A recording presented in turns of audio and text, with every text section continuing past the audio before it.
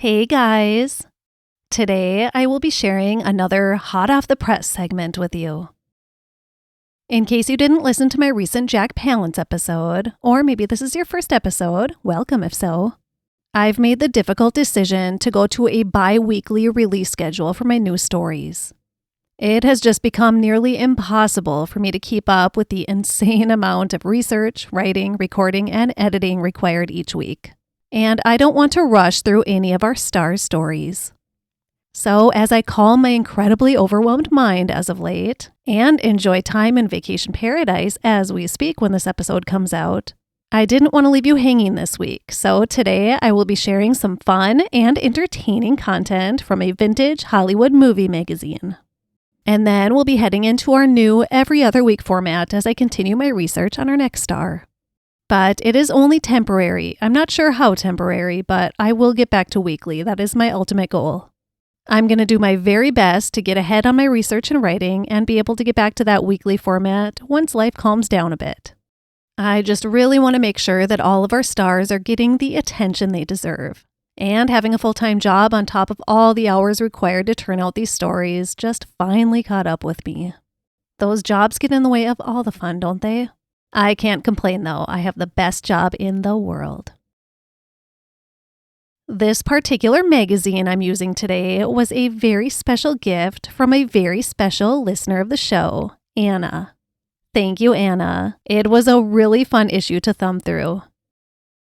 From this issue of Modern Screen from 1961, I will be sharing with you some behind-the-scenes deets about the Rat Pack. And I'll also be sharing with you about Gary Merrill's post-Betty Davis romance with Rita Hayworth. I'll be sharing an interview with Natalie Wood from shortly after the ending of her first marriage to Robert Wagner. And I'll share a few things gossip columnist Louella Parsons had to say, including her experience at Judy Garland's famous Hollywood Bowl performance. She knew everything that was going on, you know. And if you want to hear more from Louella Parsons' 8-page gossip spread from this issue of Modern Screen, I share it on this month's cocktail party over on Patreon, where you can find all of our wonderful bonus content. On this month's cocktail party episode from this issue of Modern Screen magazine, you can hear about Marlon Brando, Rita Moreno, Marilyn Monroe, Frank Sinatra, and more. Louella Parsons had all the dirt that month. So without further ado, I present to you entertaining content straight out of the December 1961 issue of Modern Screen magazine.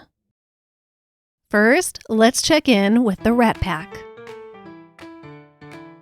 The Rat Pack was originated by Humphrey Bogart. Originally, it was called the Holmby Hills Rat Pack because Bogey and his cronies resided in this swank cul-de-sac area between Beverly Hills and Bel Air. They were an exclusive coterie of males who got together whenever the Spirit des Spirits moved them. No dues, no meetings. Just get-togethers at houses or restaurants for discourses on all sorts of topics, from Bach, Beethoven and Brahms, to broads. Frequently, they were kicked out of places because of their rowdiness. Their favorite luncheon place was Romanoff's in Beverly Hills, where they were always seated in the same booth, near the bar. When Bogey died and Sinatra began escorting widow Lauren Bacall, Frank, a fringe member who also lived in Holmby Hills, apparently became enamored of Bogey's playfulness as reported by the Rat Pack in memoriam, and so took over the mantle of leadership and admitted his own private social circle of friends previously known as the Clan. Membership is by royal appointment only. Sinatra is king, regent, and dictator. His inner court consists of Dean Martin, Sammy Davis Jr., Peter Lawford, and Joey Bishop. All others, such as Shirley MacLaine, the Tony Curtises, Nat Wood and Bob Wagner, Sammy Kahn, are all fringe members. They do prank things, and when they feel Hollywood is being too harsh on anyone, beware of the Clan. They swoop in like eagles to save the wounded ones. They have disdain for the pompous and the imperious moguls. They are the angels of mercy to many who don't even know the source, especially when it comes to the ill and hospitalized. Then the clan, the Rat Pack, really shows its true colors. They arrange for the best accommodations, doctors, nurses, flowers, candies, books, gags, and games. They call disc jockeys and say, "Listen, did you know Judy Garland was rushed to the hospital in Massachusetts? How about playing that album of hers at the Palace?" From the local lads to the East Coast platter spinners, they cover them all, and suddenly, while you are reading about Judy's indisposition, you are also aware of her in your ear if your radio is tuned on. That's a sample of how they operate. There are many, many other ways, all good, which they won't tolerate being accused of. They like the public to think they are a band of unruly boys out for some harem-scarum fun. But don't you believe it. As the old saying goes, so goes the Rat Pack. Heaven can see their mischievous faces, but the angels know what is in their hearts. And now on to Natalie Wood, a young wife's tragic story. And if you want to take a bummer of a journey, go back and listen to my 3-part story of her life and death. It's not a really fun ride. Natalie was perched on a white leather chair in her temporary home at 10614 Shallon Road in Bel Air when she discussed the problems and frustrations of being a divorcee. The house itself is unusual for the plush Bel Air neighborhood. She is renting it from producer Jimmy Wolf, who has a long lease on the 2-bedroom house. It is located on a couple of acres of ground and set back from the street approximately 50 yards, perhaps more. The house is completely hidden from view behind hedges and wild growth from Shallon Road. As you drive up the narrow dirt approach to the dwelling, the first thing you see is a small servants' building to the left. At the right, and directly in front of the house, is a swimming pool, sloping lawn, and a pool house complete with barbecue fixings. From the outside, the house has a low, slanting shingle roof, white walls, and the general appearance of a modern California split-level farmhouse. Inside, it is ultra-modern and almost completely white. The white walls are broken by clusters of multicolored prints which break the monotony. All the furniture and fixtures belong to Wolf, although Natalie has some of her own paintings in evidence, including one of herself that makes her look much older and more sophisticated than she is. Sitting beneath this picture, Natalie looked like her own daughter. The entry hall is a part of the living room-dining room combination, giving a spacious feeling to the entire house. To the left of the entry is the kitchen, just off the dining room. To the right are a low flight of stairs which lead to 2 bedrooms and baths. However, Natalie is using one of the bedrooms as an office, which is occupied during the day by her male secretary, Mark Crowley. Natalie gave the appearance of living at the house temporarily, which, in fact, she admits. "I love this place," she said, "but I guess I won't be staying here too long. I just moved in because there were too many memories at the house RJ and I bought in Beverly Hills. I lived there for a while after we broke up, but it was just too much. I had to leave. I plan to go to New York by the end of September for several weeks for the premieres of my 2 movies. Splendor in the Grass, and West Side Story. After that, I'm not sure what I'll do. Maybe I'll go to Europe. I've never been there before, and I could use a vacation." Reminded that Robert Wagner was in Europe to star in Xanax The Longest Day, Natalie said she wouldn't avoid seeing her estranged husband if she were in the same area. "I don't know," she said. "Maybe the whole thing is a pipe dream. Anyway, I have no plans to make any pictures for a while. I'm on a leave of absence from Warner Brothers, just trying to enjoy myself." What does Natalie do with so much free time? "Oh, I swim in the pool or go down to the beach," she said. "And I'm doing tons of shopping. I bought a whole new wardrobe. Clothes are good for a girl's morale when there is a big change in her life. I mean, like there was in mine." Natalie also said she visited friends working in pictures. One friend is Warren Beatty, an old friend of RJ's who formerly was a steady date of actress Joan Collins. Natalie has joined Warren several times for lunch at the MGM studio, where he is starring in All Fall Down. She also has picked him up after work on more than one occasion, and they have been seen walking hand in hand around the lot. Natalie and Warren see one another almost every evening, but snoopers can't catch a glimpse of either of Warren's cars, both rented, a 1961 baby blue Thunderbird and a 1961 red Chevrolet convertible, once he has pulled in behind the protective hedges fronting Natalie's home. Asked if she planned to marry again, Natalie said, "It's too soon to talk about that, or to even think about it. Those rumors that have me getting married to someone else within a few months are crazy. They're not true." Will there be a reconciliation with RJ? I couldn't say, Natalie answered. I was married 3.5 years, and it's difficult for me to imagine how it will be to be single again. I get upset and don't like to think about the situations. I guess I'm as happy as I can expect to be. Maybe I'll feel better about our separation in the future, she went on. Looking back on something like this is better than going through it. In 2 or 3 months, I'll have a better perspective on what's happened. It's hard to be objective right now. I'm sort of at loose ends. It is difficult to determine whether Natalie is an excellent actress playing the role of an unhappy divorcee, or whether she merely is reflecting her true feelings. It's hard to believe her life is shattered when she has seen so much of Beatty. And if she and Warren were nothing more than friends, the question arises why she goes to such great lengths to avoid discussing him. Most people aren't worried about discussing casual friends. She won't even say what it was like starring with him in Splendor in the Grass. It was during the making of this picture that the rumors first sprang up that Natalie and RJ were having their domestic problems. There's no sense in looking back, she says. The thing to do is to try to understand yourself. I'm not sorry I was married. I must try to evaluate the past and learn from it.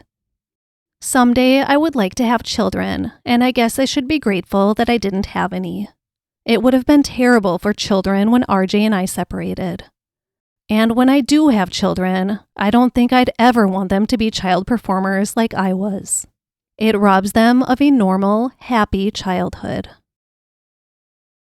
Natalie isn't sure what adjustments she will make to face the future, but she seems unafraid and almost defiant. Rumors here in Hollywood have me going out with people I've never even met, but I'm not going to let it upset me, she said.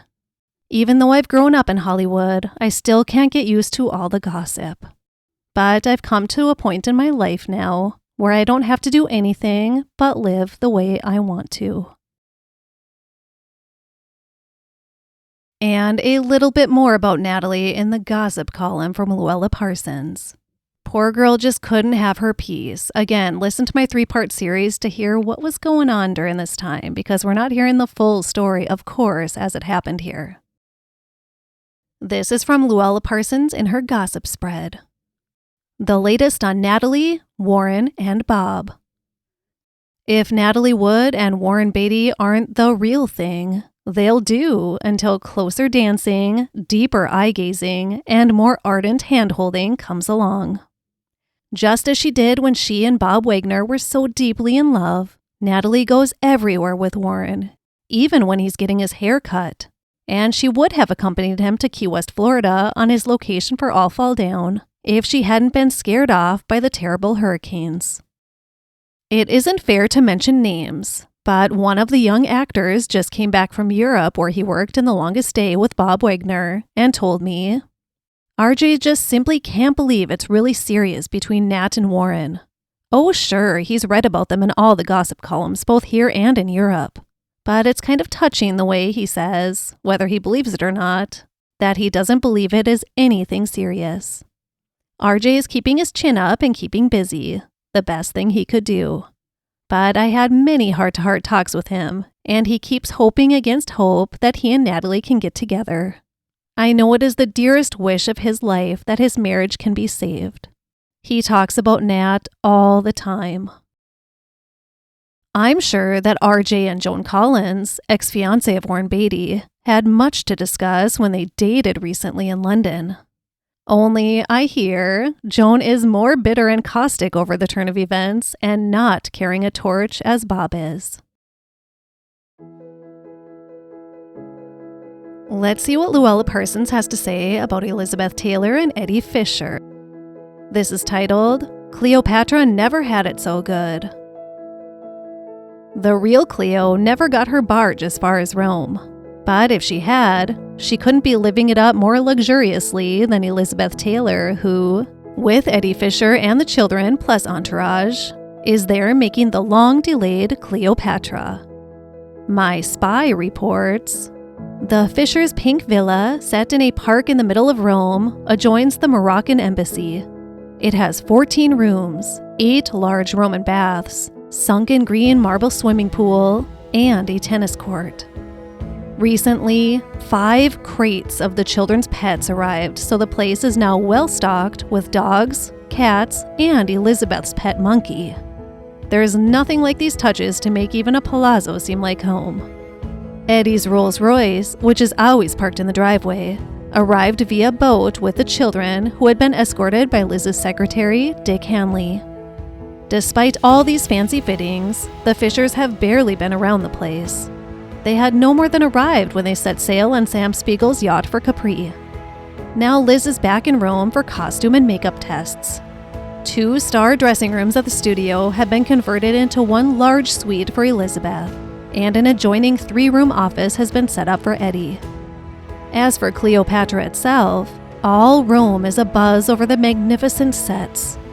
For lushness and elaborateness, they make the sets put up for Ben-Hur look like a B picture.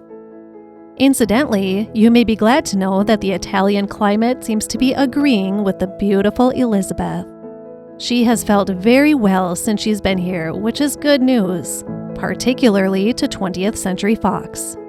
It all sounds like Cleopatra herself never had it so good.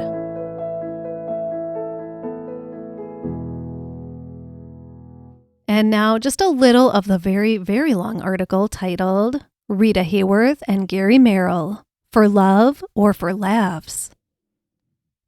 Louella Parsons brings you the truth about the new and zany romance that has set all Hollywood on its ear.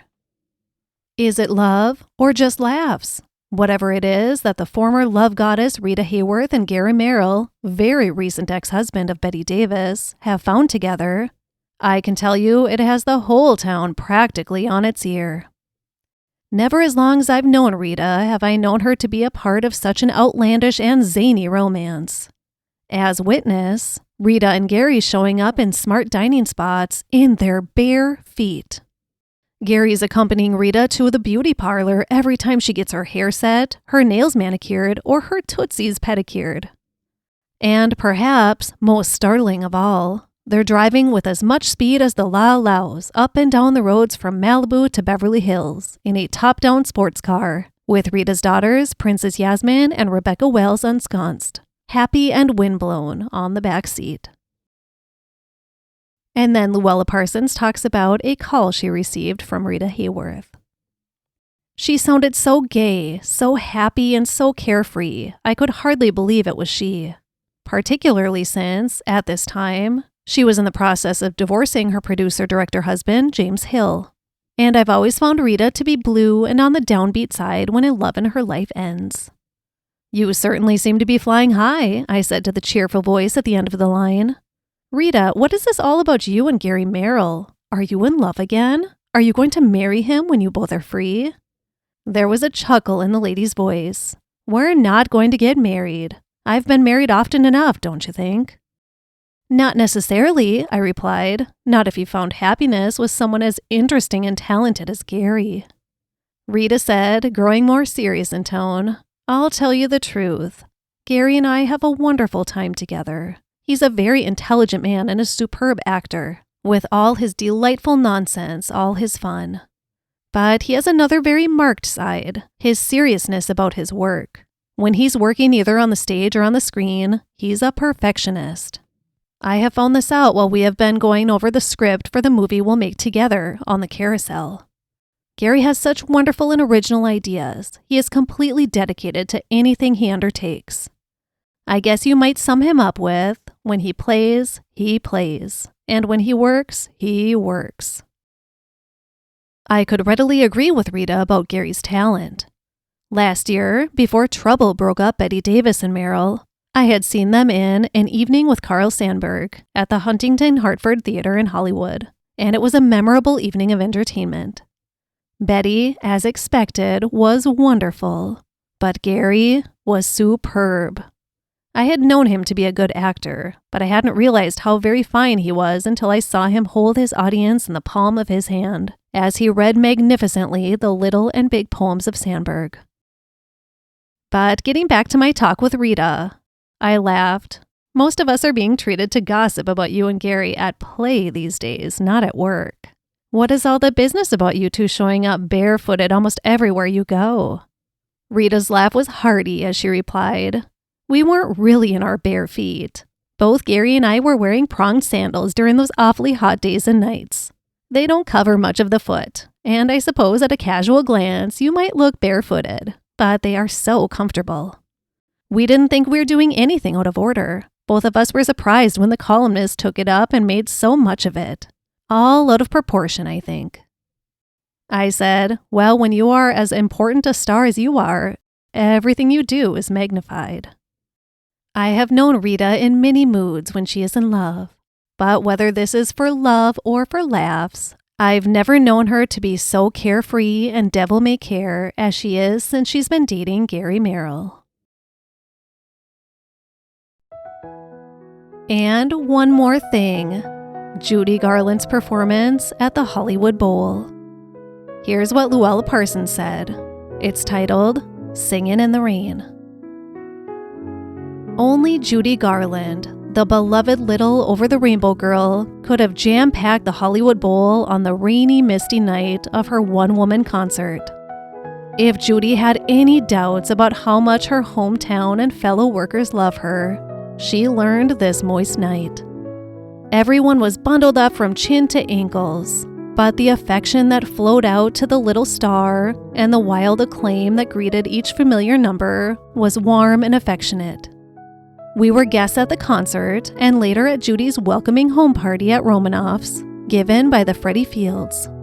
Freddie is the impresario who has so successfully managed Judy's comeback for the past 2 years. In our box were the David Jansons and the Walter Langs, and next to us were Jack and Mary Benny and Ann and Kirk Douglas. Jimmy McHugh was my escort, and loud was the applause when Judy sang his unforgettable, "I Can't Give You Anything But Love, Baby," as only Judy can sing that perennial favorite. Also saw Mervyn LeRoy, in whose picture, The Wizard of Oz, Judy sang the wonderful number which was to become her theme song, Over the Rainbow, so many years ago. Other old friends were producer Arthur Freed and Roger Edens, the latter the arranger of so many of Judy's movies and shows. Later, when the little star made her triumphant entrance into Romanoff's, she greeted Mrs. Gary Cooper and Maria, the Johnny Greens, Rock Hudson and Marilyn Maxwell, the William Getzes, Glenn Ford and Hope Lang, Julia Mead with Ross Hunter, and others too numerous to mention. Wet night or not, it was a big, big night for our Judy. Well, that's where I'm going to leave it for today. And then on our next episode, we'll get back into a star biography, Miss Veronica Lake. If you want to hear more from Louella Parsons' gossip column from the pages of this December 1961 issue of Modern Screen Magazine I read from today, please head on over to patreon.com/Stars of the Golden Age podcast. And you can get that paired with a delicious vintage cocktail recipe and history. And you would get access to the entire backlog of bonus content. It's a lot of good stuff. Come join us and give this little indie podcast a little support. I promise to make it worth your small monthly contribution. Thank you so much for joining me today for this fun vintage content. Hot off the press. Reach for the positive in every day, be kind to everyone you encounter, and please have a great rest of your week. For this episode, I used the December 1961 issue of Modern Screen Magazine.